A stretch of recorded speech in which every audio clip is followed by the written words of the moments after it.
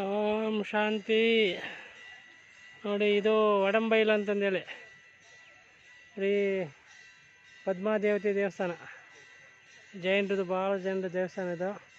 ಹೆಂಗೆ ಮುಂಚೆದಲ್ಲಿದೆಯಲ್ಲ ಹಾಗೆ ಇಲ್ಲಿನೂ ಒಡಂಬೈಲು ಅಂತಂದೇಳಿ ಜೋಗದಿಂದ ಒಂದು 20 ಕಿಲೋಮೀಟ್ರ್ ಒಳಗಡೆ ಬರಬೇಕು. ಅಲ್ಲಿಂದ ಬಂದರೆ ಕಾಡು ಮಧ್ಯೆ ಇದೆ ಒಡಂಬೈಲಿನ ದೇವಸ್ಥಾನ ಅಂತೇಳಿ. ಪದ್ಮಾವತಿ, ಮಹಾವೀರ ಎಲ್ಲ ದೇವಸ್ಥಾನ ಸುಮಾರು ಜನ ಬರ್ತಾರೆ ಭಕ್ತರೆಲ್ಲ. ಇವತ್ತು ಇಲ್ಲಿ ಬೆಳಗ್ಗೆ ಬಂದಿದ್ವಿ, ಹಾಗಾಗಿ ಒಂದು ವಿಡಿಯೋ ಮಾಡ್ತಾಯಿದ್ದೀನಿ. ಬಸ್ಸುಗಳು ಅನುಕೂಲತೆ ಇದೆ ಶಿವಮೊಗ್ಗದಿಂದ ಜೋಗ ತನಕ. ಜೋಗದಿಂದ ಇಲ್ಲಿಂದ ಬಸ್ಸುಗಳು ಬರ್ತವೆ. ಸುತ್ತಲೂ ಎಲ್ಲ ಕಾಡಿದೆ ನೋಡಿ ಪೂರ್ತಿ. ಫಸ್ಟು ಇದು ಜೋಗ ಕಾಡು ಫಾರೆಸ್ಟ್. ಈ ಕಡೆ ಒಳ್ಳೆ ಕಾಣಿಸ್ತಿತ್ತಲ್ಲ, ಅದು ಇಲ್ಲೊಂದು ಡ್ಯಾಮ್ ಇದೆ ತಳೆಕಾಳೆಲೆ ಅಂತಂದೇಳಿ.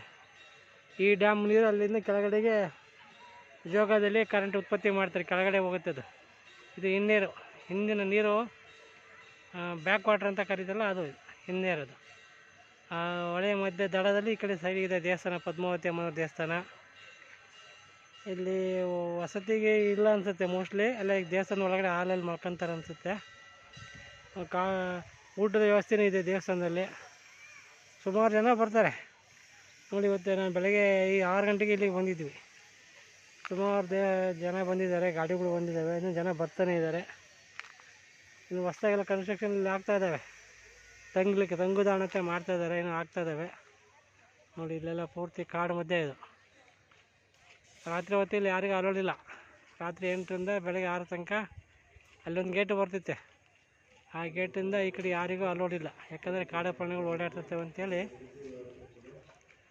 ಎಲ್ಲ ನಿಲ್ಲಿಸ್ಬಿಟ್ಟಿರ್ತಾರೆ. ಬೆಳಗ್ಗೆ 6 ಗಂಟೆಗೆ ಬಿಡ್ತಾರೆ. ಈ ಕಡೆಯಿಂದ 6 ಗಂಟೆಗೆ ಬಿಡ್ತಾರೆ, ಆ ಕಡೆಯಿಂದ 6 ಗಂಟೆಗೆ ಹೋಗ್ಲಿಕ್ಕೆ ಬರಲಿಕ್ಕೆ ಬಿಡ್ತಾರೆ. ಬನ್ನಿ ದೇವಸ್ಥಾನಕ್ಕೆ ಬನ್ನಿ ಒಂದ್ಸರಿ. ಹುಂಚಾದಿಂದ ಸುಮಾರು ದೂರ ಆಗುತ್ತೆ. ಹೊಸದಾಗಿಂದ ಈ ಕಡೆ ಬರಬೇಕಾಗುತ್ತೆ. ಪದ್ಮಾವತಿ ದೇವಸ್ಥಾನ ಇದು.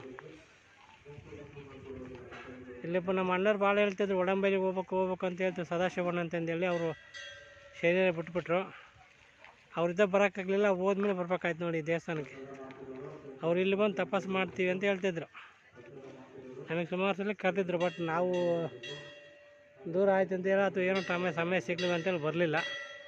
ಬಟ್ ಈಗ ಬಂದಿದ್ದೀವಿ. ಚೆನ್ನಾಗಿದೆ ದೇವಸ್ಥಾನ, ಚೆನ್ನಾಗಿದೆ, ವಾತಾವರಣ ಚೆನ್ನಾಗಿದೆ. ಹಾಂ, ಬನ್ನಿ ಒಂದ್ಸಲಿ ಬಂದರೆ ಈ ಕಡೆ ಬನ್ನಿ. ಇಲ್ಲಿ ನಮ್ಮ ಗಾಡಿ ತಗೊಂಡು ಬಂದಿದ್ವಿ, ಬಾಡಿಗೆ ಬಂದಿದ್ದೆ ನಾನು. ಭಾನುವಾರ ರಜೆ ಇತ್ತಲ್ಲ, ಹಾಗೆ ಬಾಡಿಗೆ ಬಂದಿದ್ದೆ.